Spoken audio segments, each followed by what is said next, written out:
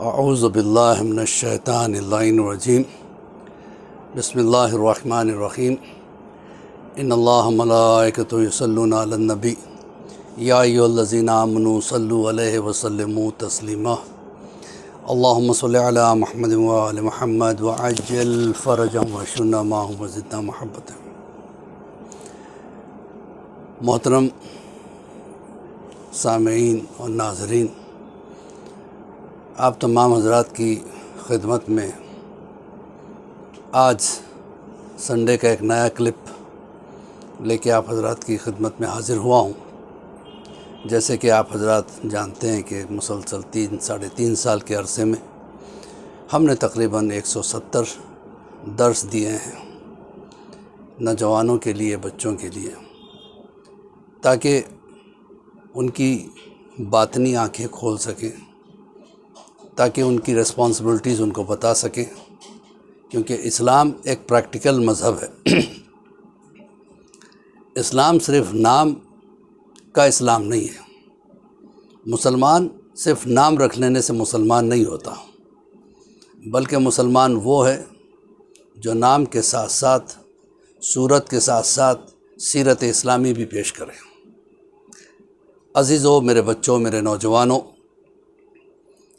हमारी गुफ्तगू चल रही थी वालिदैन की अहमियत और उनके वैल्यूज़ के बारे में। आज भी हम उसी को मौजू को लेके आगे बढ़ेंगे, क्योंकि वेस्टर्न कंट्रीज़ में हमने देखा है, अपनी आँखों से मैंने देखा है। जब मेरा दौरा उधर हुआ है, मैंने देखा कि नौजवान अपनी एक अलग दुनिया में रहते हैं। वहाँ नहीं, आज हिंदुस्तान और पाकिस्तान की भी यही हालत हो गई। हालात ऐसे बदलते जा रहे हैं कि आज माँ बाप की वैल्यूज़ नहीं है। हमारे बचपने में हम अपने माँ बाप के सामने खड़े होने के लिए घबराते थे, उनसे बात करने के लिए घबराते थे। अगर बाप ने बुला लिया, माँ ने बुला लिया किसी बात से, तो एक तरह का खौफ, डर भी होता था। मोहब्बत अपनी जगह होती थी, टेरर नहीं।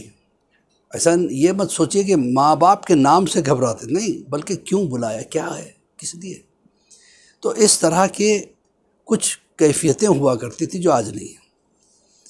आज जदीद दुनिया ने कहा कि नहीं, माँ बाप को अपने बच्चों के साथ दोस्तों की तरह रहना चाहिए। लेकिन इस्लाम ने ऐसे नहीं कहा। इस्लाम ने कहा कि पहले 7 साल बच्चे को बादशाह की तरह पालो, जो कहे मानो। दूसरे 7 साल बच्चे को एक ग़ुलाम की तरह पालो, यानी जो तुम कहे वो माने। क्योंकि वही पीरियड जो है बिटवीन 7 to 14 जो है बहुत अहमियत रखती है। फिर उसके बाद 15 से लेके, यानी अगले 7 साल, 15 साल से लेके 22 साल तक बच्चे को दोस्त की तरह पालो। यानी हर चीज़ उससे शेयर करो, उसको अलाउ करो कि आपसे वो शेयर करें।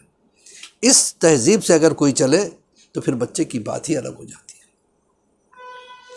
माँ बाप, याद रखना कि एक बहुत बड़ी नेमत का नाम है। जिसके माँ बाप नहीं, उनसे पूछो कि उनके साथ कितने पछतावे जुड़े हुए हैं। काश मैंने ये किया होता, काश मैंने वो किया होता। लिहाजा इससे पहले कि वो काश की लफ्ज़ आ जाए, हम अपने आप को प्रैक्टिकल कर लें।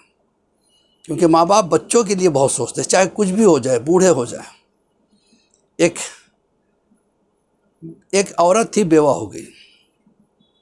बेटे ने सोचा कि मैं अब बिज़ी रहता हूँ, मेरी शादी भी नहीं हुई है, लिहाजा बेहतर है कि माँ को उठा के ले जाऊँ और रिटायर्ड होम में रख दूँ।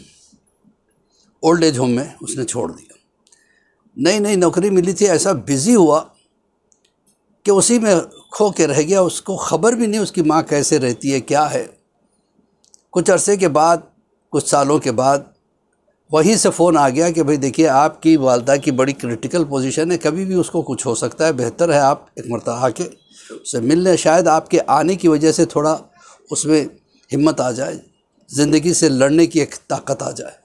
घबराया, याद आई माँ, दौड़ा हुआ पहुँचा, क्योंकि बेटा था आखिर, कहीं ना कहीं मोहब्बत तो छुपी होती है ना। दौड़ा, जाके देखा कि माँ बिल्कुल हड्डियों का ढांचा बन गई, बस खाल और हड्डी नज़र आ रही। क्या माँ, ये क्या हो गया तुझे, तू ऐसी हालत में कैसे पहुँच गई। क्या बेटा, दिन रात तुझे याद किया करती थी, तेरा इंतज़ार करती थी। इंतज़ार में मैं सोना भी भूल गई थी, खाना भी भूल गई थी। आज तो आया है, चल अच्छा हुआ आ गया। इससे पहले कि मैं मर जाऊं, मैं अपनी ख्वाहिश तुझसे बयान करना चाहती हूँ, क्या पूरी करेगा? तो बेटे ने कहा हाँ हाँ माँ, क्यों नहीं पूरी करूँगा, मैं बहुत अच्छी नौकरी में हूँ, बड़ी अच्छी हालत में हूँ, बता तुझे क्या चाहिए? कहा देख यहाँ पे पंखा नहीं है, पंखा लगवा दे। और दूसरी चीज़ यह है कि कभी कभी लोग जो है ना बच जाता है तो फेंक देते हैं, यहाँ कोई रेफ्रिजरेटर नहीं है, फ्रिज नहीं है, एक फ्रिज लगवा दे ताकि बचा हुआ खाना उसमें रहे, किसी को भूख लगे तो उठ के खा सके। बेटे ने कहा माँ अब तेरे पास कितने दिन रह गए, उसमें तूने ऐसी ख्वाहिश क्यों? कहा बेटा मैं इसलिए कह रही हूँ, मैंने तो अपनी ज़िंदगी गुजार ली, मैंने गर्मी बर्दाश्त कर ली, भूख बर्दाश्त कर ली, अब मैं जा रही हूँ। लेकिन बेटा कल जब तुझे तेरी औलाद ला के यहाँ छोड़ेगी तो तुझे पंखे के बगैर नींद नहीं आती है। मुझे वही ख्याल खाया जा रहा है कि तेरा क्या होगा। तू रातों में भूख से उठता था तो मैं तुझे कुछ ना कुछ खिलाती थी, तब बेटा तू क्या करेगा, तू कैसे जिएगा? ये माँ होती है। माँ बूढ़ी होकर भी औलाद के खाने का ख्याल करती है। माँ एक अजीब चीज़ है।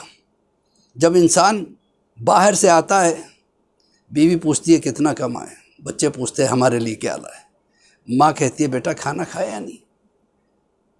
बहरहाल माँ एक बहुत अजीम नेमत का नाम है। इससे पहले कि वो नेमत तुमसे छूट जाए उसकी कदर करो। लेकिन बाप भी किसी से कम नहीं है। कहते हैं ना, किसी ने बड़ा अच्छा कहा है, जेब खाली है पर मना करते नहीं देखा, मेरे पापा सा मैंने अमीर किसी को नहीं देखा।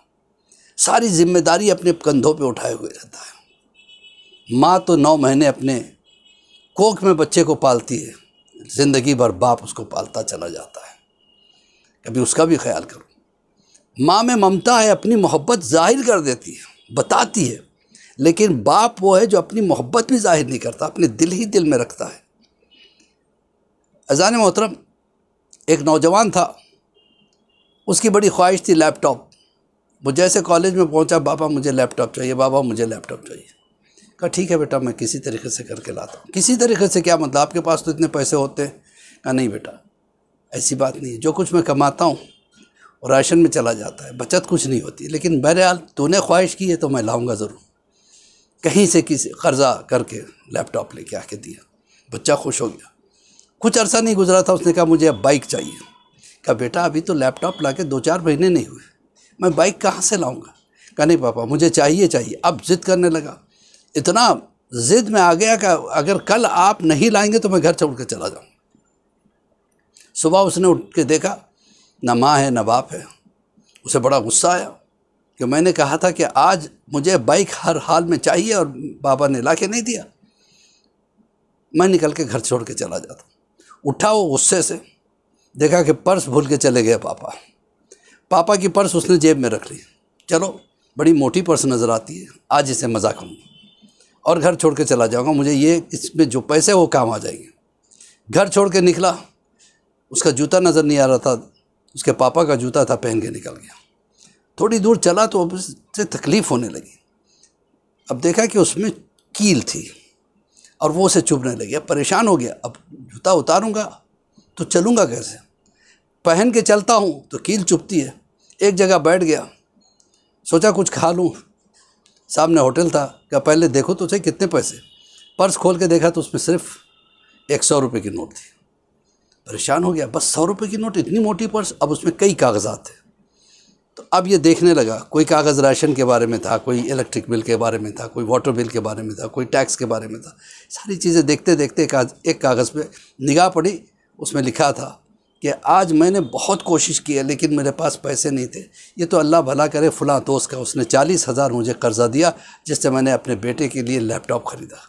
और जब बेटे को मैंने दिया, उसके आँखों में जो खुशी मैंने देखी, उतना मुझे कितना भी कमाऊँ वो खुशी पा नहीं सकता। मैं कैसे अल्फाज में उसको अदा करूं। इसके आंखों में आंसू आ गए कि 40,000 पापा ने कर्ज लिए और मेरे लिए लैपटॉप ख़रीदा। अब देखा एक पेपर कटिंग थी, उसमें लिखा हुआ है कि तुम अपनी पुरानी स्कूटर दे दो और नई गाड़ी लेके जाओ, नई बाइक लेके जाओ, इंस्टॉलमेंट में पैसा बनो। अब इसे लगा कि शायद पापा इसी के लिए गए थे।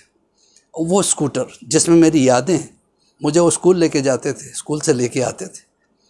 अब ये परेशान हुआ, परेशान होकर एक मरतबा दौड़ा, बाज़ार में ढूंढा, कहीं पापा का यानी कहीं पापा नज़र नहीं आए।